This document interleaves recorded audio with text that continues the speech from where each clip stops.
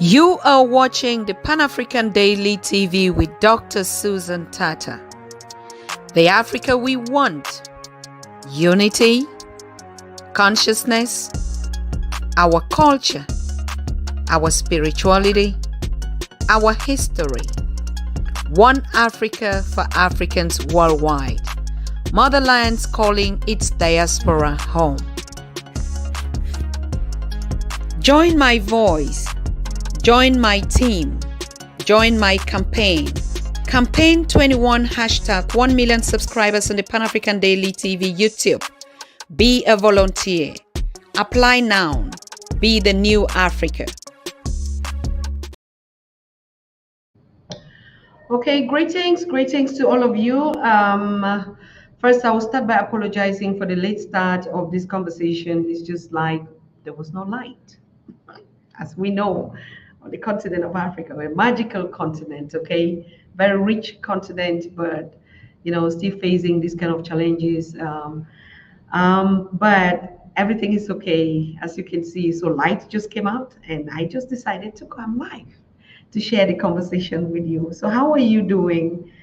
I can see Sandra. Thank you, Sandra. Reparations, you were already here and you were telling me, sharing something very important about the notification. And exactly, this is one of the things that I was asking. You have to constantly check if you get notifications from us or not, because a lot of people have complained, and you see, okay, they begin to reduce the number of views and stuff like that, even the sharing. But that's not an issue for us on Pan-African Daily. Of course, we're fine. We're good to go. People know where to find us. People know who we are. People know what we stand for. So I hope you also are doing that. You know who you are. You know what you stand for. Whether we connect or we don't connect here, we know how to find ourselves and we know how to navigate ourselves. So thank you, Mr. Mbinji. You're watching me from Senegal, Dakar. Oh, Mr. Parker, thank you so very much. Thank you for joining Hotep, my big family. Hey, look at the king of Antigua, Bear Buddha. King Ian Joseph, Buffalo Soldiers Movement. Thank you so much for connecting. Like I said, we didn't have light. And light just came now, so I might also dash out some other time. If you don't see me, don't just think anything is happening. It's just the lighting system sometimes, particularly in the evenings like this. So how are we doing in our different communities? I salute all of you out there. And again, happy Juneteenth. So what happened that we couldn't have Professor Kweku Ninana? He was in another conference, and it took a lot of time, more than 2 hours, and I just like, it was not necessary for us to stress him. But of course, you saw how Ghana celebrated Juneteenth for the first time on the continent, because right now in Ghana we have the African American Association of Ghana, and this association will be extending it to all other countries. But from my opinion, we're not just going to close it and say African American. It's the Sikh diaspora, the Sikh region, or the Sikh diaspora region, or the Sikh region of the diasporas. Yeah. So we're going to create that movement, or project like that. And you could see that people are actually not catching up on a lot of things from the diaspora because we don't have a movement in place. Most of the things that we are doing, though we're working from the point from the diaspora out to the continent, we actually don't have organizations that are established on the ground. That's one thing that I noticed. So we really have to do much to set up a structure for us on the continent so that we can begin to celebrate those events as well. But I want to give a big shout out to Ghana. Ghana did it so perfectly to go on the street. They mobilized themselves and they did their banners. Everything was perfect. And I saw a lot of people when I questioned, what is Juneteenth? Yeah, because if we don't celebrate these freedom days, nobody would notice us, no matter how we speak. Because the young people are waking up. Some of them are seeing us for the first time. Some of them are joining. Most of them just don't understand. Even when we talk about the diaspora, they don't understand what we're talking about. So a lot of a breakdown structure has to be done on the continent. Yeah. So thank you so much, Ghana. And us also in West Africa, we're doing good, like the East African countries and stuff like that. But what I wanted to share with you today, actually, I will do a presentation with facts and data tomorrow because, like, I just wasted a whole 2 hours waiting for electricity to come so that I could connect with you and we share. That's the reason why tomorrow I really would do a good presentation with statistics. And the topic that I was saying is the continent of Africa is rapidly changing. But maybe the problem we have is our mindset. Our mindset is so stuck on the negativity of Africa.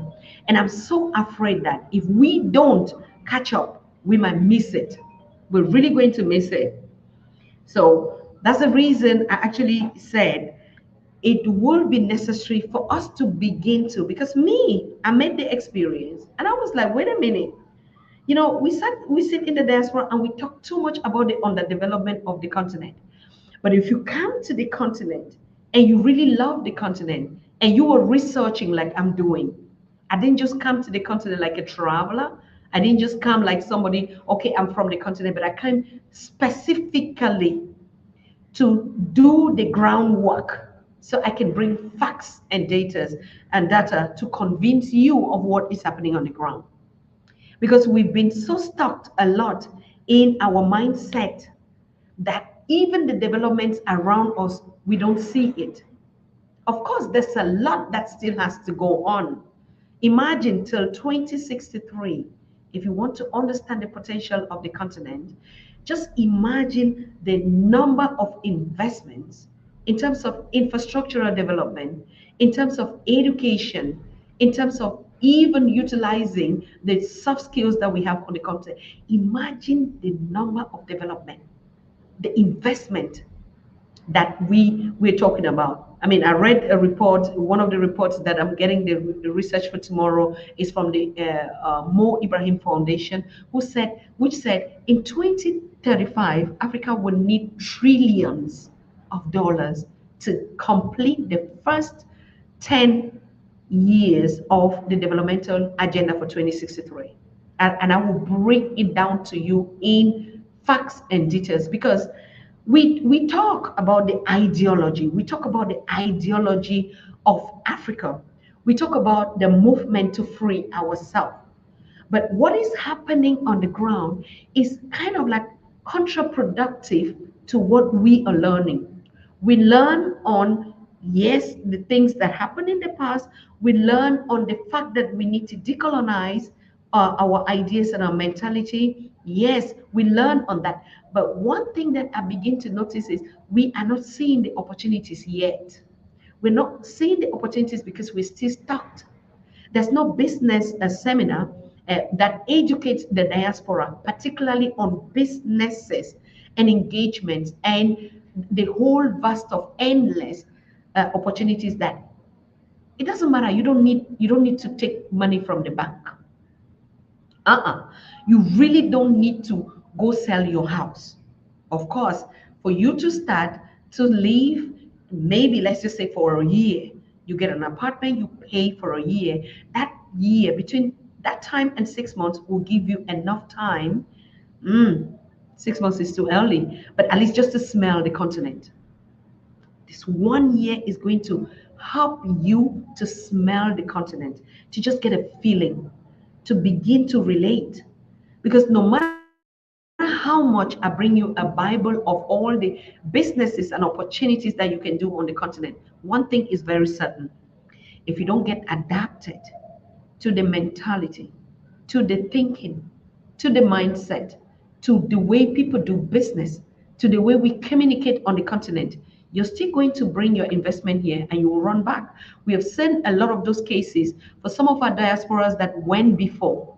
The only ones that are succeeding now are the ones that stayed since 20 years or 30 years ago.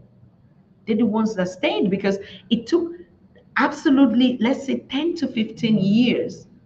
Because at that time, we didn't have reintegration structures. We didn't have reintegration structures. I say it again.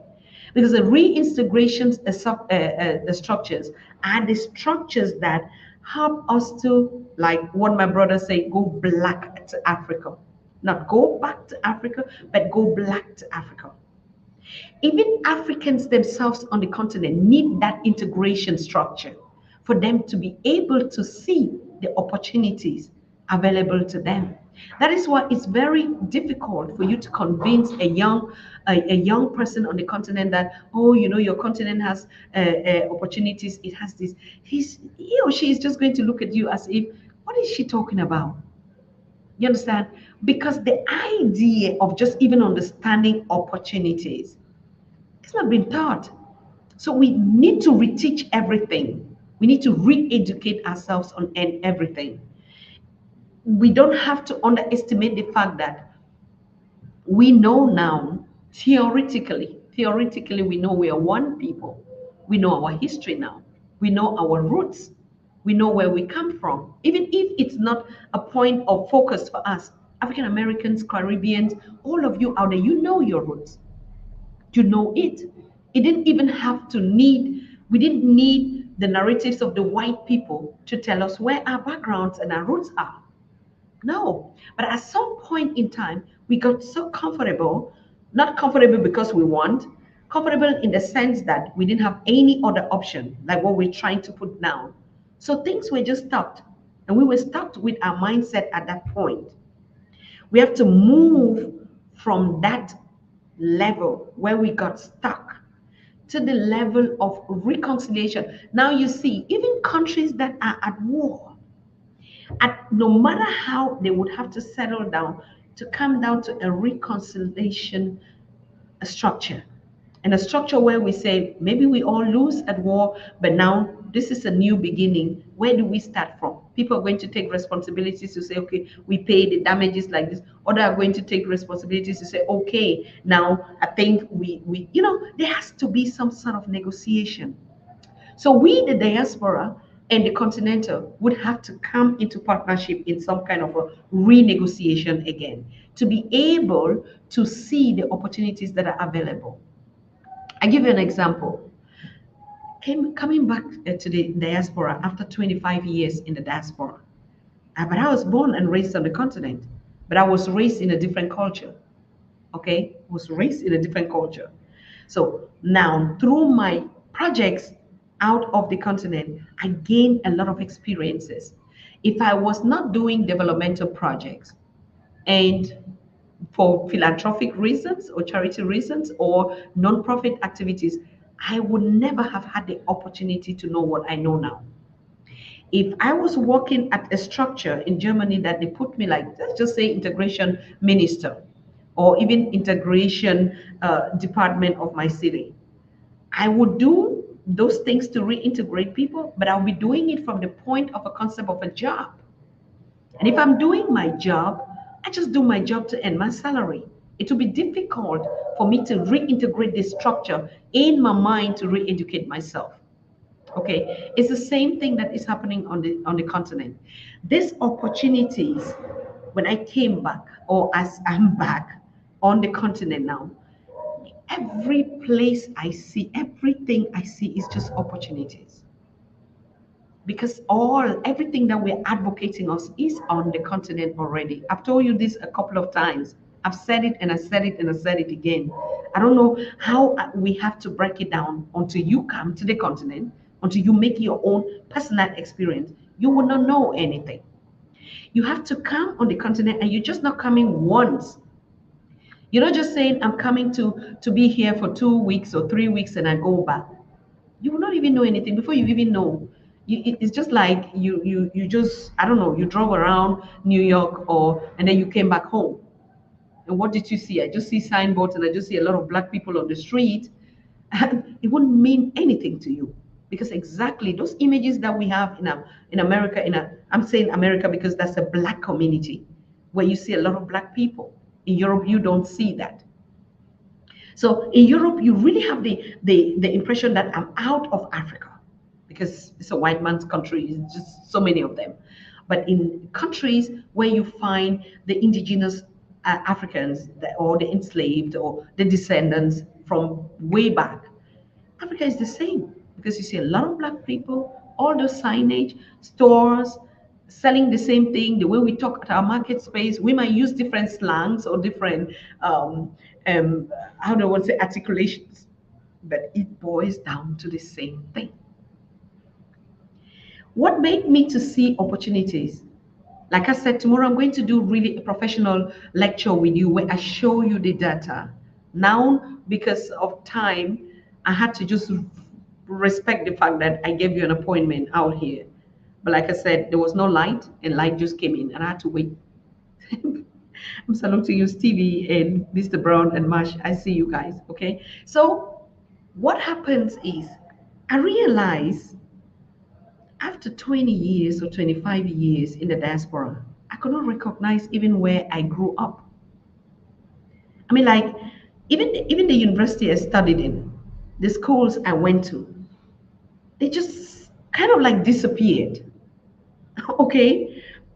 To trace, even to trace the roots was not easy for me. All right. I mean, I grew up in the church on the continent. I'm really a child of the church. Even the church that I contributed and we built, I had my junior choir in it and stuff like that. Even when I went to Europe in the first times, I still continued that. That was one of the first projects that I did. I was so religious, right? Not consciously religious, but just religious. But last Sunday, yesterday, I went to the church for the first time again. I could not recognize the church. Even the people, the peers in the church, of course, you still have the alma mater, but most of the people were just strange. That is how development happens. You cannot locate anything again after this long period. What has happened? It means the situation, the generation has changed. But me, I didn't change because my mind was stuck from the time I was here.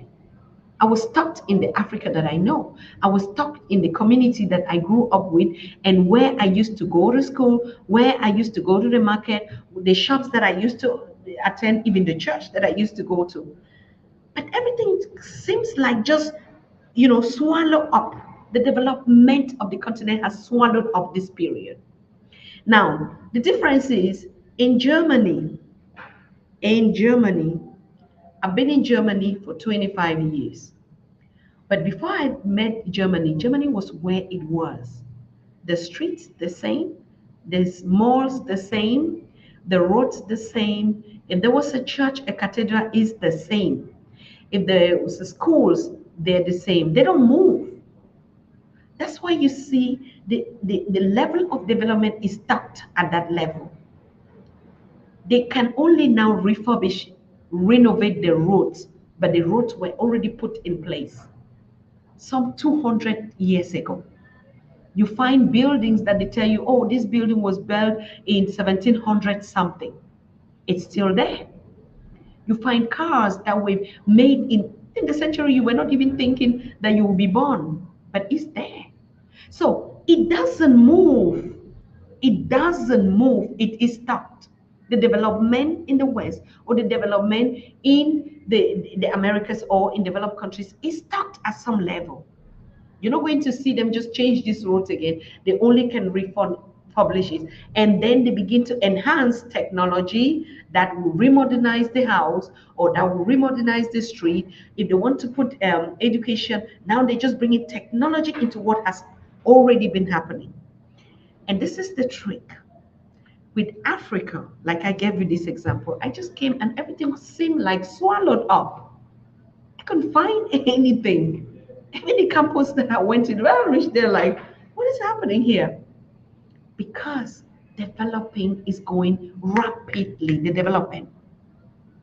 But I was stuck in my colonial mentalism of Africa, of the picture I had when I grew up on the continent. I knew, oh, you still go, because exactly that's the language we use in the diaspora. We like Africa is not developing. I know we held seminars, conference, meeting, where we were always saying, oh my God, my country is even worse than I left it. That's what we say. We always say, our countries are worse than we left it. Because at some time, if we don't decolonize our mindset and our eyes in which we see the development on the continent, we're going to think that Africa is stuck. But I'm telling you, I just gave you Europe or other civilizations are stuck because they already developed.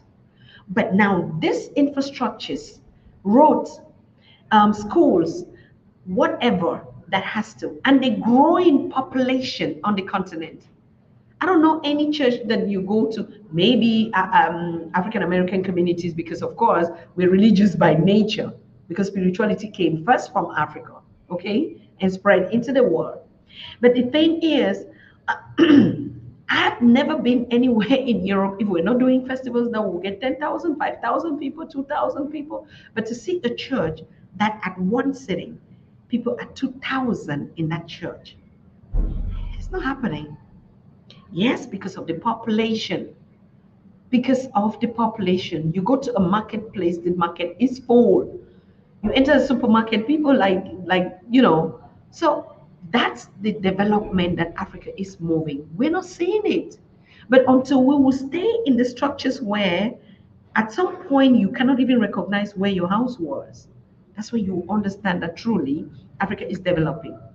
So I'm calling on us to decolonize our mindset, but I will give you a rundown statistics. How much money we need to get to Agenda 2063, to accomplish it, and which are the sectors that are actually in the spirit of development now, or in the process of development. And mind you, I'm sorry, give me a second, give me a second.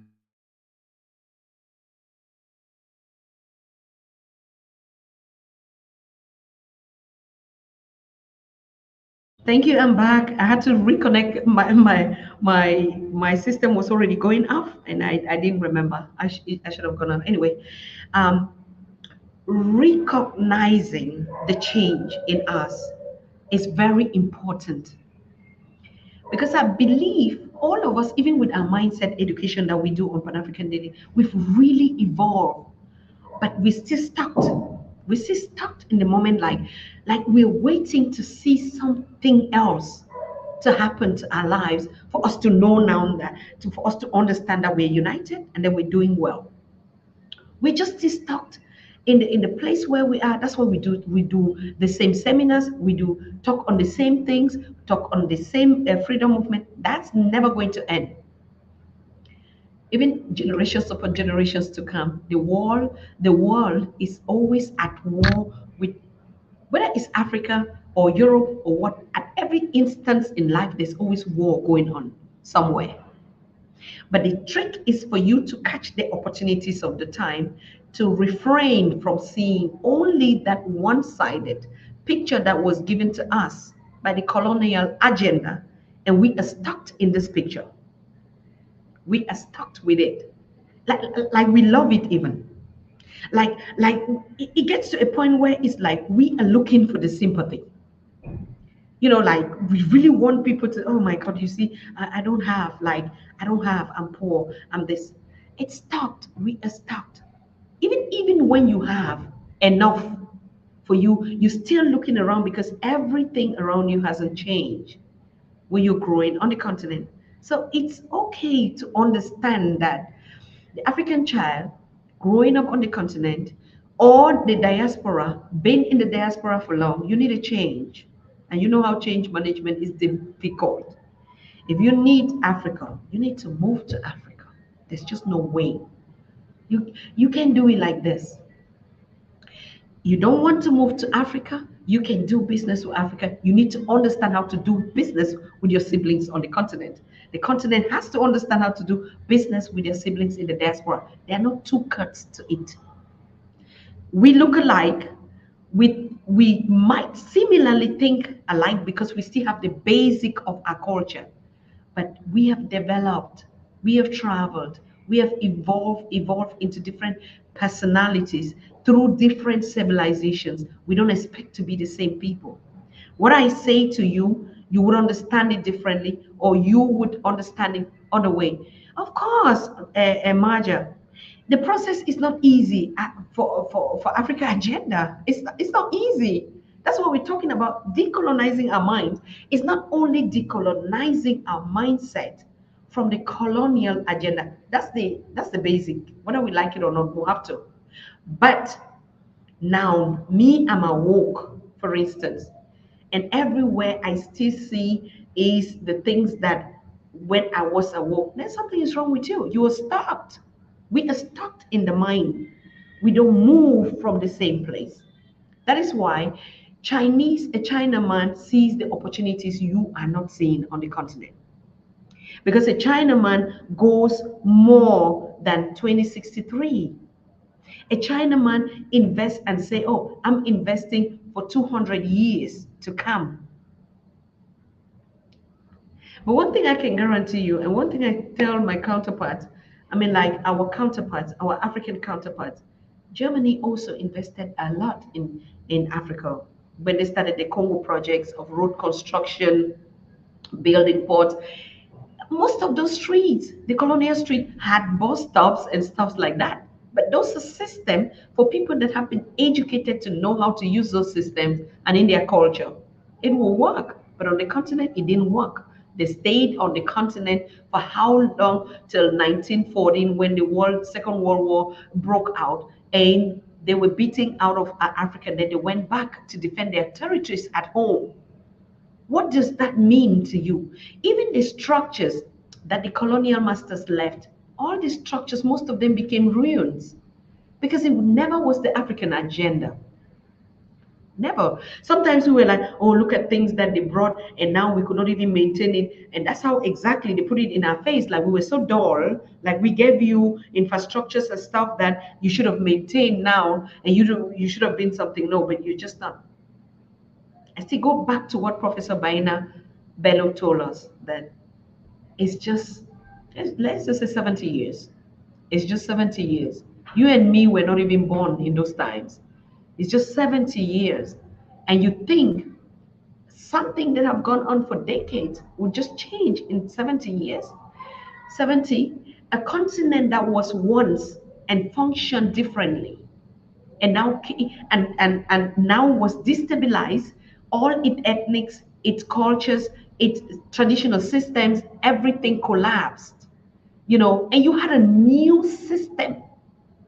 You had something new, something that you never knew, that integrated into your system and chopped all the countries into pieces and put individual head of states, right?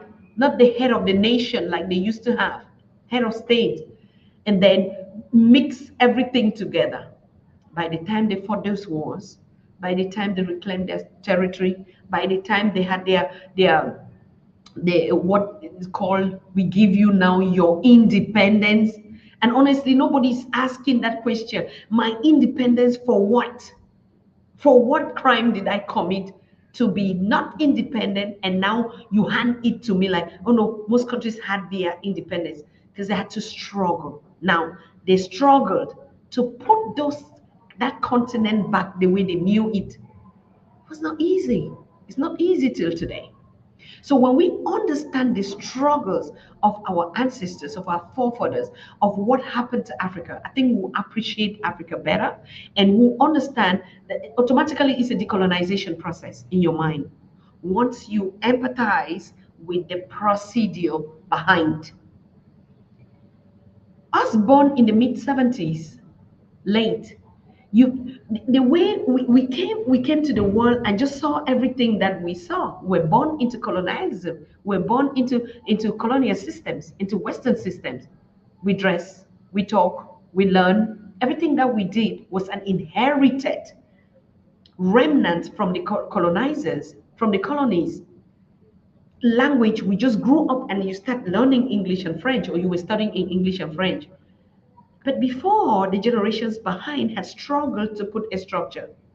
You understand? So trying to merge all that to speed up the development, we can only be so proud of this Africa to have done it up till now. They did well to bring a system back.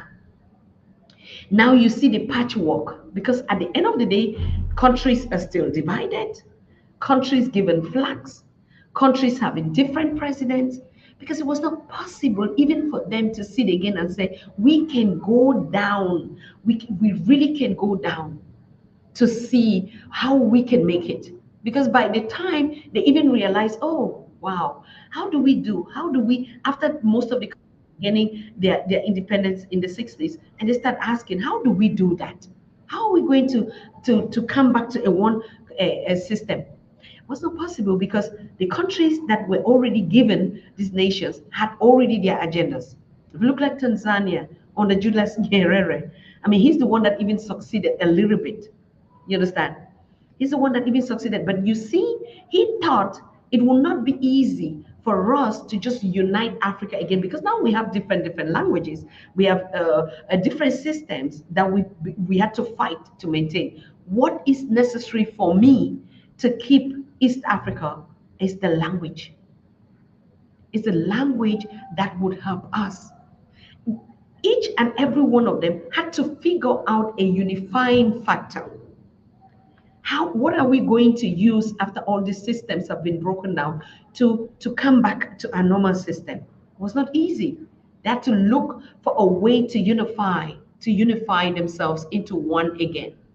And when Julius Nyerere said, for me, what I think would be necessary is to get, a language system. And that's why you see Swahili is so much and so strong in East African countries. Countries like Tanzania today, I mean, people are blaming them that they cannot globally trade. They cannot trade globally because of they can't speak English because they speak just Swahili. Even from their mother tongue, from primary school to everything, you first of all learn in the mother language. Because for Excellency Julius Nyerere, it was very important to get a factor that is uniting all of them. But the other regions, some said, okay, let us just go with the system, and then we try to figure out if we can still remain under the different regions. That's why you see federation also came in. We could function as one, but we choose maybe not a unitary kind of government, but federation. So it has been 70 years and above, and the challenge continues still today. And now our generation is talking again about the same thing. Now we're talking again about a one Africa. So even our generations being born and inherited the colonial problems, just even like our leaders after independence inherited these problems and still trying to figure out, our generations and third generations are coming again, still confronted with that issue. All of us have been asking questions here. How are we going to get a united Africa? That's the questions that the Kwame Nkrumahs asked and figured out for themselves.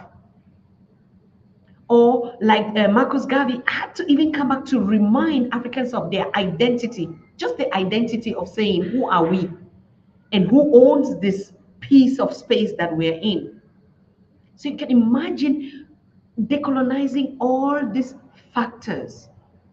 You're not only given independence, but before you know it now, Europe has its own challenges. The one world system is just came, between all these regions fighting, and you would be like the what do I say, like the fighting ground.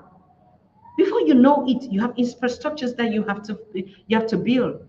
Before you know it, so exactly, Mr. Parker, what does Africa want? Yes, I think Africa knows what they want. But to decolonize this form of system that has been down rooted into Africa is not a walk in the park. We can say anything. They put any one of you as a leader of Africa, as a leader of Africa Union today. You have to get down to settle all these things. How do you come back to a unitary government? We even have the system that they had to build the regional blocks. That's already a very good way. And they're working. The systems that, even imagine the double systems that they're working. Europe is working on a one system. All their cultures, their way of worship, their way of doing business, their way of community life, their sense of community life, their sense of identity is down rooted. It's there. It's down rooted. They're not living in a double system. So they have enough time to sit and study another system, Africa. Oh, we can study Africa. What can we gain from Africa? How can we? Because they already were down rooted into that system for thousands, for hundreds of years. They're operating on a one system that is their own, that is unique, that is original. Of course, they fought their wars with their neighbors and they had to even also re-identify, but who are we? Until Mr. Hitler came and said, no, if you're not blue-eyed and you're not this, you are not called a German. So they also had that diversity, like we are saying, oh no, we cannot say we are black Africans, we are brown, we are melanated, and that they also were confused. And that's why they had to start going through the genes or their hair type or their colors or how they look like to be able to say the original German has to look like this. We are faced with that as well now. Now we begin to, oh, who is the African? What is the name of Africa? Should we go to Akelbuland or we stay on Africa and then we do this? It's not easy to deal with people because bringing a system together deals with human beings. If there were trees that you just say, I want to chop up this forest, I will chop up the forest and then I will integrate into another forest. Fine. If there were houses that we say we want to build all houses without people, though, there will be a system that they just build only houses. But you are dealing with human beings. And what is the most challenging things when you're dealing with human beings? Is that they think for themselves. They know what they want for themselves. They understand what I need. For somebody to come and convince me like, oh no, because we live together, this is what we are. Just look at the way the world is. The issue of democracy is now, no, I have my freedom. I can do what I want. I can go to where I want. I can sleep at which time. I wake up at which time. I can do anything. I'm free. America say I can be what I want to be. If I want to be that, I dream it. I could be it. Yes, because it's a single system. They've already put all these infrastructures. Now there are opportunities, you have to take it. But a continent like Africa are living in I don't know how many systems. Like I said, I was born into inheriting the colonial Africa. It was not the Africa. I had to learn about the Africa that I even know is my Africa now. And I'm still learning. I had to learn to understand that if somebody asks me, who are you? I will say, I'm a girl from Bantu. I had to learn. I had to even look at what is Bantu? Who were the Bantu people? I had to research to know me in myself, in my age as an African. I had to do a lot of research to answer the question if a German child or a German person will ask you, where are you coming from? I don't just say I come from Cameroon, because Cameroon is the colonial version of Cameroon, of Africa, of the Bantu land. But if I go to my origins to do a research to say, oh, I'm a Bantu girl, oh, what does it mean Bantu? Bantu means people or human beings in Swahili or Kiswahili. And where were these people? Where did they come from? Where are they? How are they connected? As I start studying my history, then I understand that we're just one people. Because the whole of sub-Saharan Africa, what we call sub-Saharan Africa, are the Bantus. Fascinating. That's the only way we can understand our oneness. And now when I look at our siblings, I do research and I'm like, oh, I went to Bimbia. Who are the people that came through Bimbia? Where did they come from? It's from West Africa. It's from Cameroon. It's from the ones from Ghana, the one from Senegal. Then I know my history. Then I know who the people they call the African diasporans are. Then I know. Nobody's going to lie me on that anymore. So a personal research of who I am is what every other person. Yes, I can do my DNA. Honestly, sometimes I'm like, if you have to do a DNA in Africa, like an African, because everything also mixed. There's a mixture. Even the Bantu migration, where they went to, they also met indigenous African people, where they were settlers on their own land themselves. They worked with some of them, most of them, like they already met them, they were already hunters. So now they could fuse, they were fishermen, or they were farmers, or they were cattle rearers, and they could merge, to work with the same spirit. But what about the indigenous people that they met also in their lands? Like the question is, where did it go to? Some critics are saying, or some researchers are saying, oh, they had to chase them out of their lands, so they go into like Zimbabwe, the civilizations in Zimbabwe, the first ones, or Uganda, where they settled, or in Kenya, where they settled, the modern day Kenya, right? But if I don't go up to that, my story would have begun. Oh, I'm born in Cameroon, and my parents are this, and I went to this school, and I studied this, and then I'm in the diaspora. I did it. That's how short our biographies become when we don't know our history. No matter how much timeline you put to it, you don't know yourself, your CV, what they call curriculum vitae, or your biography, or whatever, it's just going to be a shot like this. And before you know it, you already say it. That's why it's very easy, even when they call you for an interview, they shorten and shorten and shorten your lifespan and your history into just a page. And they can say that's who you are. So who you are. Until you start going back to the history before colonization. That's why when we say ancient history, it's always going to sound funny to people, like ancient history. And we talk about Egypt, and we talk about other civilization. We talk about the Mali Songhai civilization. We talk about the Ethiopian civilization. We talk about the kingdoms in Mali. We talk about the kingdoms in Ghana, the Ashantis, and all those kingdoms, the kingdoms of the South. Yeah. But at the end of the day, when you were born in the colonial period, or even before the colonial period, you are a daughter and a system of that. So you can be born and raised on the continent, but you're raised in two cultures. I can even say one culture. And now we wonder why our young people choose Europe.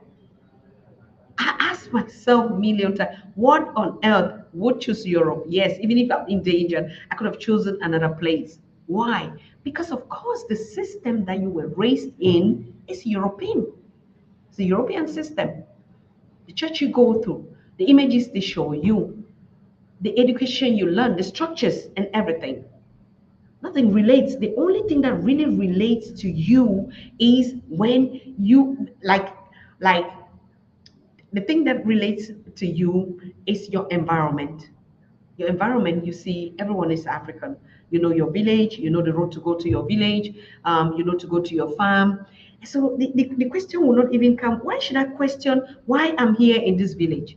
A child that is born and raised here. It doesn't make sense for me to just wake up one morning and like, our parents, grandparents tell us stories how they were great warriors. Their ancestors used to be great warriors.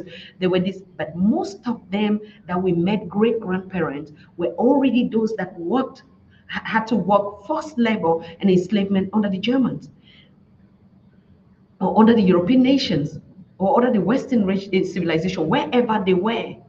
So now you are born, even the third, fourth generation would educate you from the mindset of the other civilizations that were, you know, walking in their space.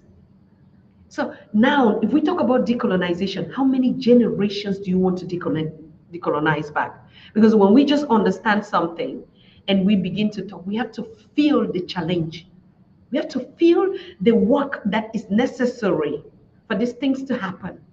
It's easy for us to just like, no, you can think, you can do it. And like I said, you're working with human beings who think for themselves, who are convinced of what they know.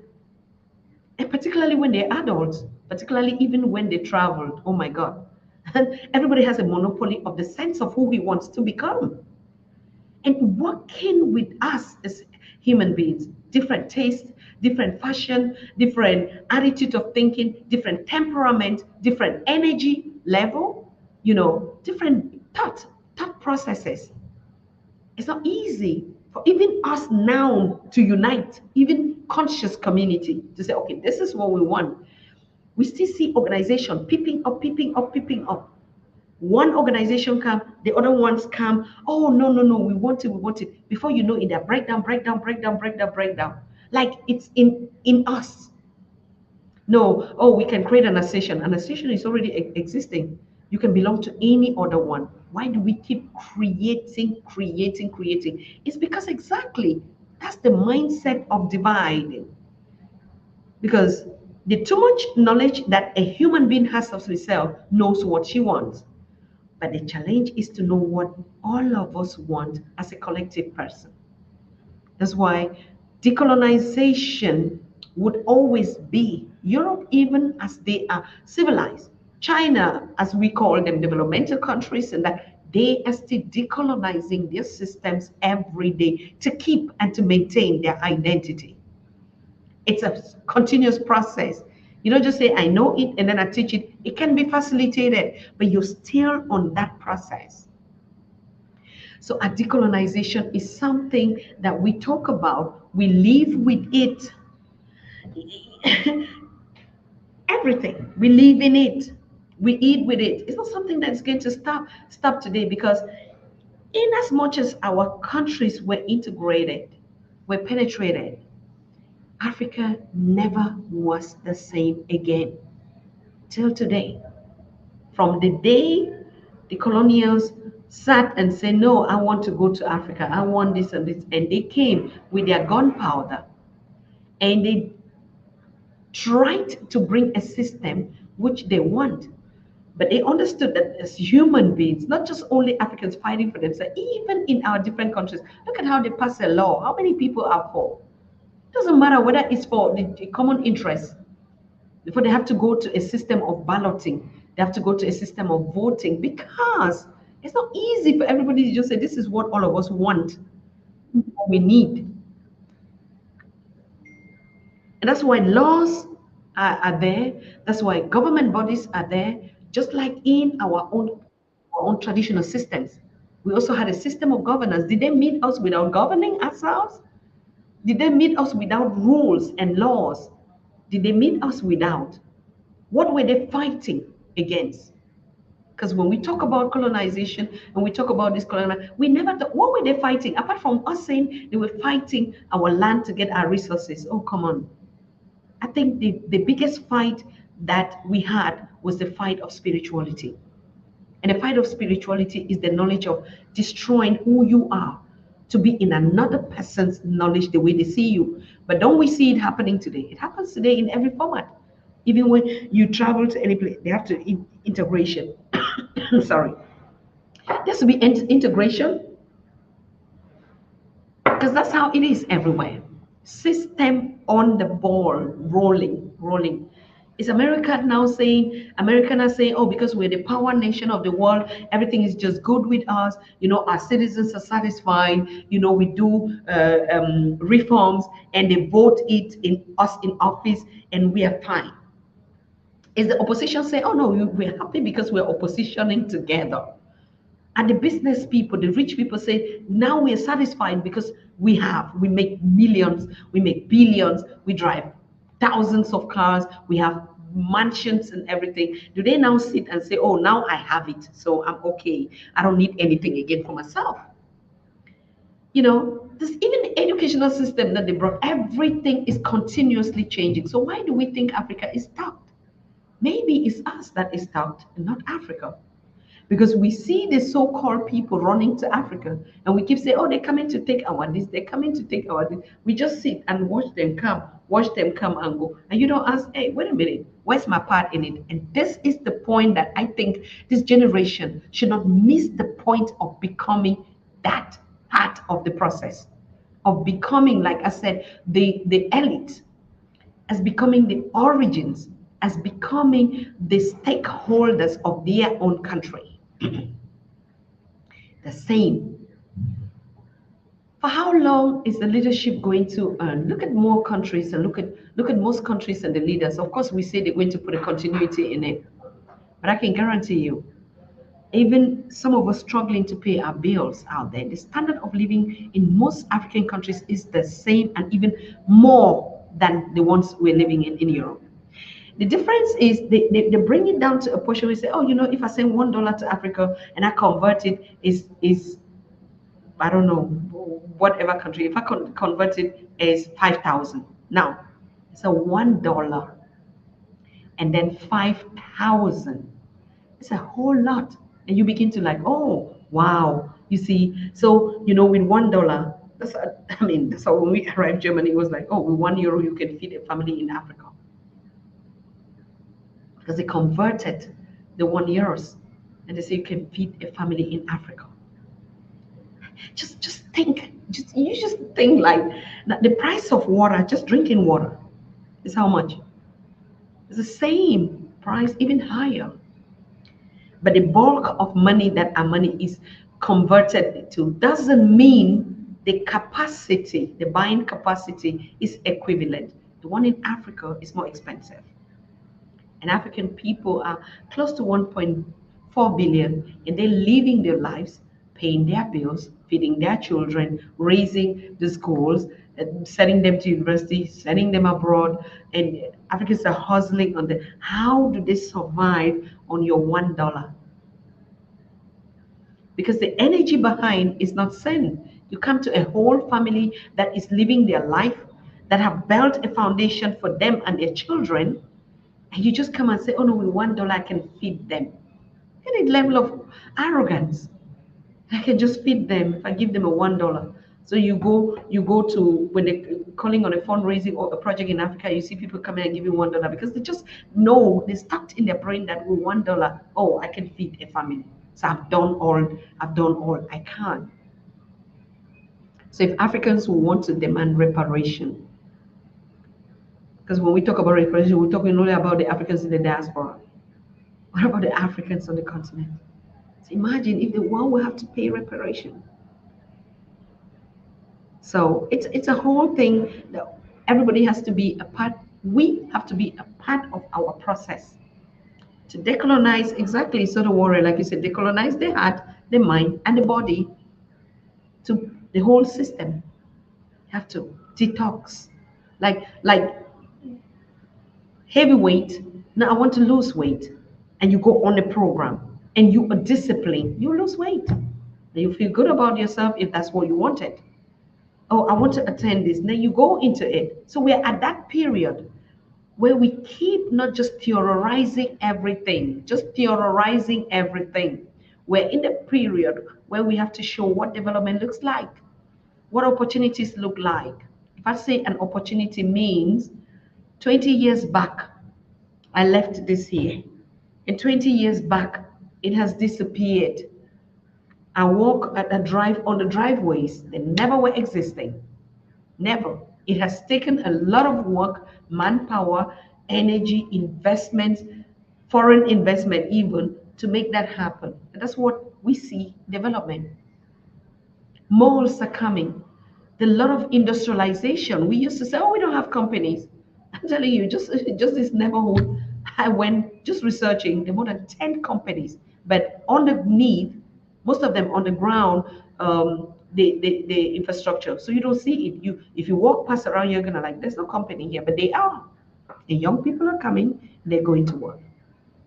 So we need to see development and in the Africa we want from really our own perspective of saying, yes, we are developed.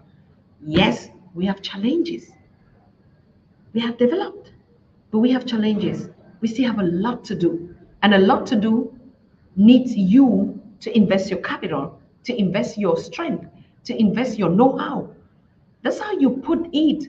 But just simply saying it, my people. I used to also think just simply saying it, we need to develop Africa. Africa needs a lot of infrastructure. Africa needs a lot of industries. Oh, they need to create the job for young people. And I begin to like, wait a minute. Population when I left from my own country was not the same population that I have now. But the same that explosion in population, they're still using the same road. And if they are expanding, it's just a little bit. So it takes how to fight, like we say, remove colonialism, remove their system, bring back people to where they are, and they start developing roads, and they start creating school, changing Eurocentric curriculums in all the countries, in all the schools. It's easy to say it. You need money, heavy capital. You're struggling to put your structure, but you're struggling to look what are the raw materials I have in the market and to process it and to sell it. And we'll just sit and say, oh, Ghana has cocoa. But why is it that they cannot sell their cocoa in the world market? We need to be economically intelligent. We need to be just more than our tongues. We need to understand what are these things. We talked about in the other day. You young people, go on the research, read a lot. What is development? This modern kind of development that came to us, how does it look like? What does it mean? Putting an industry that process cocoa and doing the logistic to sell to foreign companies.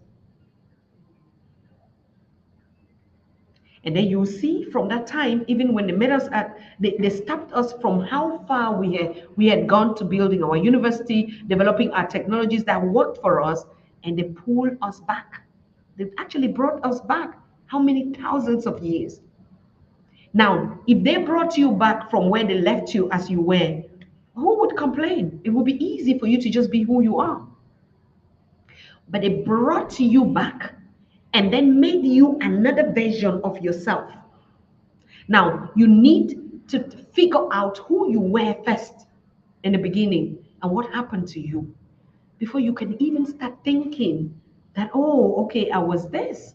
That's the fact, people. Because sometimes it's simple. It's so simple that we're doing the same things. It's so simple to just say it. It's just simple to say, oh, the leaders are not working. The leaders are doing this. Oh, they're going to their colonial masters. Yes, they are. But I'm not sweet tonguing anything. But I just want to say, because we are a totality of those that even represent us in that. If you take all of these new speakers on and give them that position, I don't think the results will be different this fast.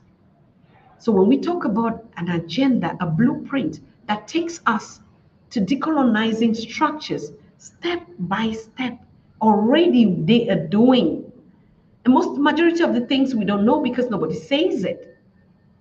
When I will set up the studio and I will be going to companies and showing you what Africans are doing and showing you the handwork. And you will look at the whole small. I went to a small, like a roundabout, or it's like a market space. It's the busiest in West Africa. The amount of money that is turning in that place per night is a capital of a whole country. Nobody knows. Nobody knows it. It is 24/7 busy.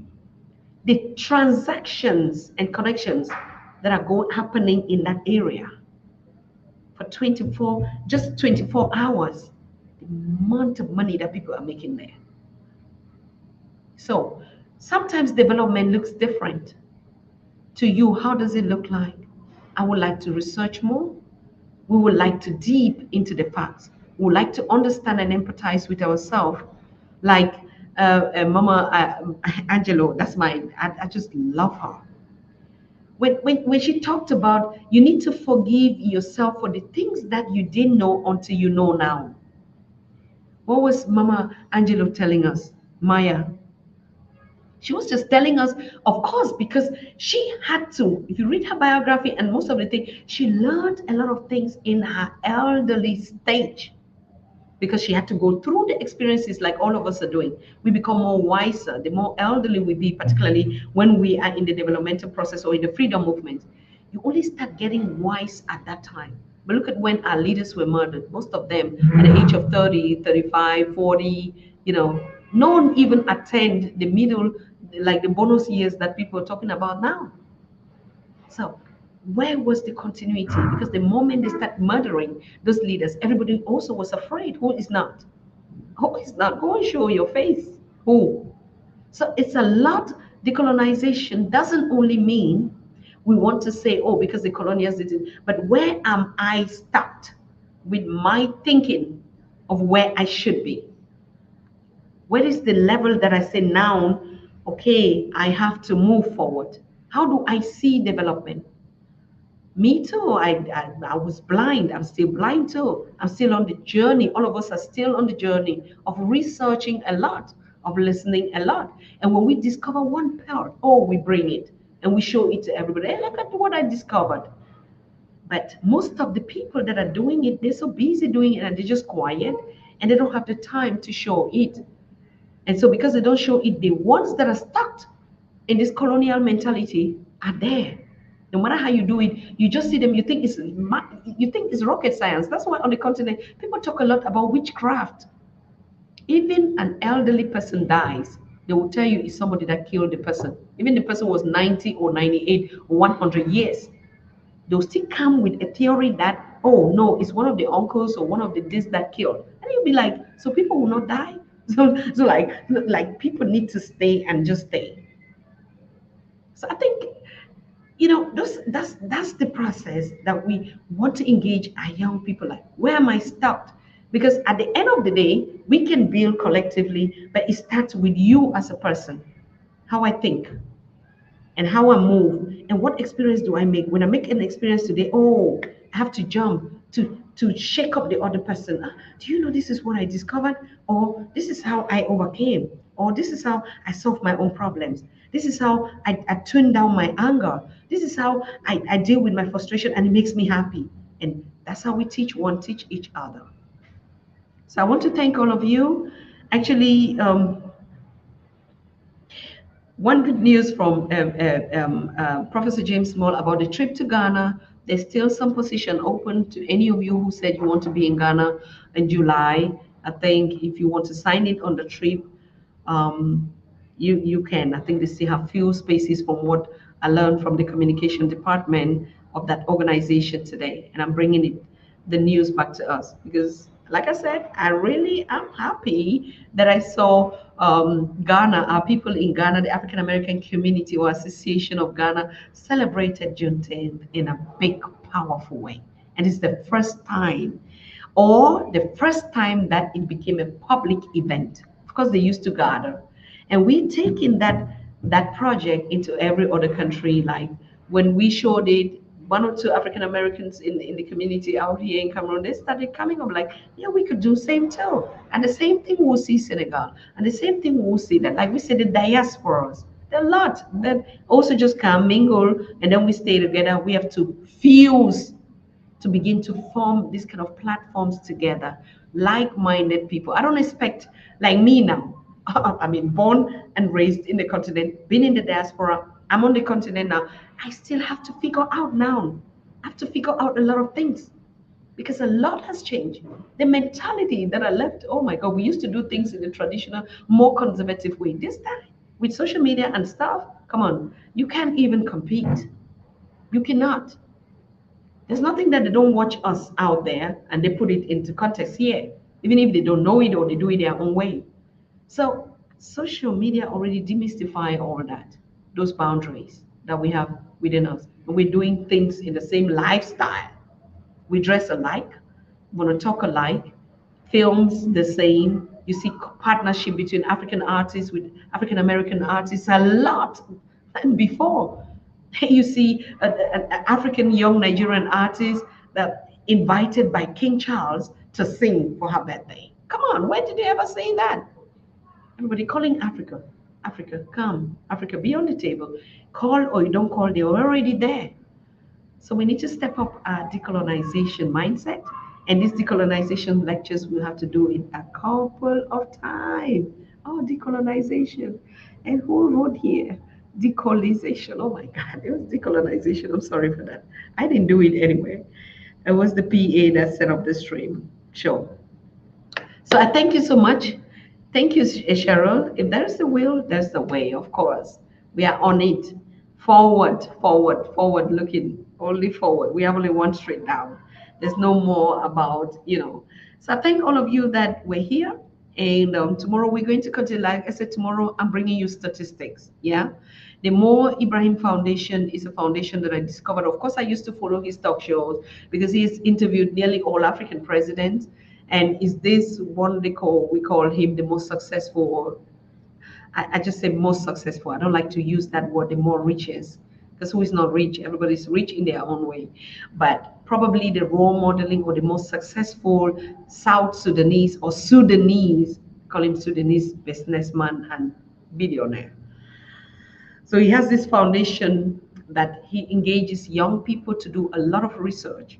And we will be doing our decolonization lectures actually tapping into the research that this institution, this foundation has made. I mean, it's $1 trillion foundation. It's not just any kind of.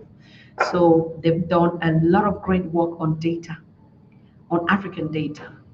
They ask questions like, where's the money going to come from to finance Africa? So all these kind of economic facts and data, we have to be talking facts and figures from professional researchers that have done the work. We have so many African Americans that have done so many beautiful works and research. We have to speak from that point of view, not just generalizing or bringing everything from our own mindset. So tomorrow we're going to do that lectures for those of you that are really interested to know the economic factors of where Africa stands today, even our debts. Of course, where are we winning? Where are we not winning? Now we see a lot talking about the climate change, and we feel it. Because we feel it. Whether anybody does it or doesn't, it's already here with us. It's here with us. How a continent, countries functioning, the kind of heat that I felt when I just came last month, it was like I would die. I was thinking I would die. I've never in Bamenda, which used to be in Bamenda, there would never be a night where you, if you're not wearing a pullover, or we slept with pullovers on. If you don't warm water, you cannot bathe. In Bamenda, in the evenings, places are chilly. But this time I came to Bamenda, I could not sleep, even on the air conditioner or on the in the night. I was just like, I cannot breathe, I cannot stay. Because that's when I started also accepting that something is happening. Today it rains, it doesn't rain, temperatures are crazily high, and then suddenly it just drops. And like, how much time does your body need? How much time does your body need to actually come up to this? How much time? We need it. And that's why I say it's not about the masses now. We have the masses. We have the millions of followers. We have the subscribers on each platform. We have that. That's okay. But we need to go exactly into what Marshall is saying. We create a Pan African university, school of learning. I think we're already doing here. We just have to, maybe would have to put it, but this decolonization agenda has, if we don't include or even follow up research and statistics like that, we'll still be stuck in the colonial agendas. We'll still be struggling of 400 years or 500 years of slavery, struggling to heal. And the continent is already rapidly, like I posted in this report, 6 countries out of the 10 world economies. Economics means the economics, the countries that are performing well in the world today. 6 out of the 10 are in African countries. So 60%, we can put it like that, 60% of the world leading economies, world, I didn't say Africa, I didn't say Europe, I said world leading. 6 out of the 10 is in Africa. Does that make sense? Why do we think Africa Continental Free Trade Area came? Nobody, no system would even agree to that if it is not already on the pace of development. So while Africa is developing and moving faster, oh my God, wait, I have to turn off this. Give me a second, a second.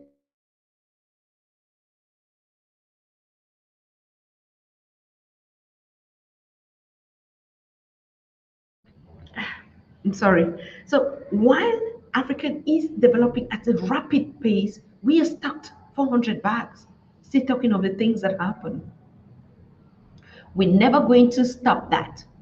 We would always talk about the things that happened, because not knowing the things that happen, like we say about in Sankofa, we will never know, understand the development on the ground. That's a fact. Let nobody fool you on that. If anybody wants to do a lecture on decolonizing, on mindset education, on consciousness education, on awareness education, advocacy to empower young people, and doesn't know his history in the past or her history, I don't go to such lectures. Every other thing will not make sense. That's why us and the Pan African Daily, we can move to the next level of our university. We can move to the really to the next level, and we don't need too much people. We can move to the next step even tomorrow because we've done the background work. Oh, Marshall, I mean, like you just, yes, now we need work. Not, yes, of course, brother. If not, Chinese will get your jobs. Germans, Russians, Italians, Spaniards, they never left. They never left. They never left. I tell you, you see, even their embassies are still here. Now, what Canada and other countries are doing, or China, they're giving now, what they call a study visa, or this. It's just another way of recruiting the young brains of Africa in just a simple way that you are the one even paying to do that. Am I saying that's wrong? Mm-mm. I'm just saying be conscious of the fact that when you start in our mentality of how development should look like, development is already rapidly faster, like the click. Ever since, Mr. Marshall, I really cannot tell you anything now. I'll give you an answer. But right now, I cannot tell you anything. Most of the things we're doing now on the background, honestly speaking, I keep the conversations of Pan African Daily on a warm plate, what we call a warm plate. What I'm doing with all of us, what all of us are doing is a warm plate, keeping us warm and engaged and not fall back into sleep. But the projects, of course, you already identified the university because it's something that we talked about. The library is something that we talked about. The book clubs and what types, even the curriculum, is something that we talked about. It's not something new. So, but these things are currently working and working so fast. For us to launch will not be anything. But I come and we keep doing the decolonization by speaking to one another, sharing our thoughts here, staying on a warm plate. Not to get cold, not to get too hot, but just be warm. Okay, so yes, it's gonna happen, and it's gonna happen so fast than you think.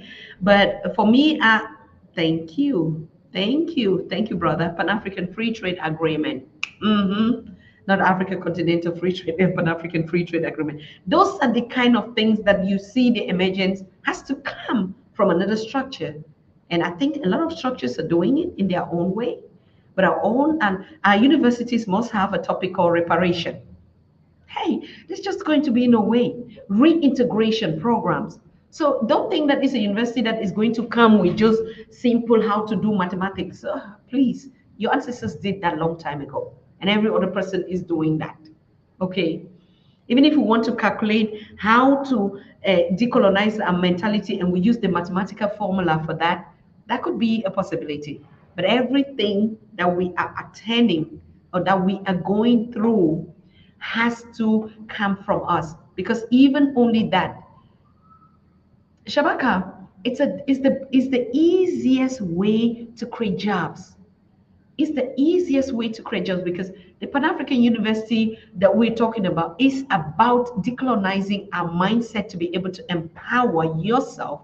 And if you empower yourself with the knowledge that we have, like I said, everywhere on the continent, I see only opportunities because I'm decolonizing my mind.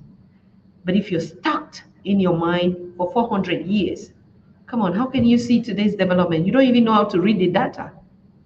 It took me a while. I had to study that data, study the question, find it. What does this mean? What is this scale teaching me? What is this graph? How should I understand this? So we cannot just talk sweet, talk colonization, talk freedom without having data and facts and figures of how they measure how you think, on how they measure the population, how they measure the jobs, and who are the ones that are fitting which jobs, and what are the changes, geographical changes that we're going through, or technology, or everything. So, yes, it's going to be a good one. And also exchange programs would be a part of that as well. student in the diaspora, African studies, of course, not the African studies that we say ancient Africa, today's Africa. We still have our villages, we still have our rivers, we still have our oceans, we still have our fishings in there. We still have everything, nothing changed. So I don't even know why we have to go and pull always from the back and say, oh no, we have to do, it's there. Our children in the diaspora that are born eat mangoes, but they don't know that a mango comes from a tree. If they're not into gardens, they eat banana. They don't know how a banana plant looks like.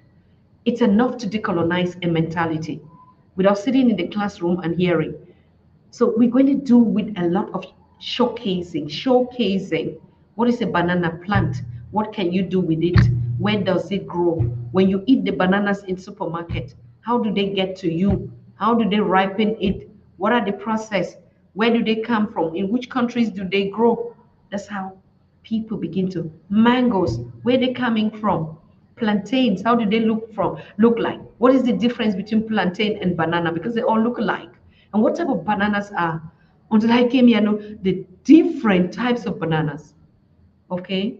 Sugar cane, we eat sugar all the time, and like where the sugar land. What is the sugar cane? Where does it come from? These are only things that grow in the tropic or the continent of Africa. Medicinal plant. What is this used for? What can this be used for? And now how do I transform it and now I drink it? How many milligrams am I supposed to take? This is a conscious education that when we say we teach up. We're not going to be doing some physics, math here. You can go study it some other way. Okay, we already have a lot of that. Yeah, so thank you so very much. And we're going to do a lot. And I want to wish you a good night. And thank you for being here. I know most of us are already gone. Yes, please. Thank you. Thank you, this brother who is reminding. Maja, thank you. The comments will disappear. We should control our emotions. Thank you. Thank you. Thank you very much. Very much. Because I don't see people that are actually moderating the chats today. I think everybody's just like post their own impressions and comment. Please always put an eye on moderating the community, what we post, what we say, the kind of words we use here. Yeah, okay. We start getting our own space when we start doing our Zoom university conference and or on our platforms, then we can use some kind of like. So thank you so very much. I wish you a good night. Okay, say what else? And we see ourselves tomorrow. Okay, facts and data on how to understand the continent of Africa, where we were yesterday, where we are today, and where the prognostics should be in the future. Thank you very much. Good night. You are watching the Pan-African Daily TV with Dr. Susan Tata. The Africa we want. Unity, consciousness, our culture, our spirituality, our history. One Africa for Africans worldwide. Motherlands calling its diaspora home. Join my voice. Join my team. Join my campaign. Campaign 21 hashtag 1 million subscribers on the Pan-African Daily TV YouTube. Be a volunteer. Apply now. Be the new Africa.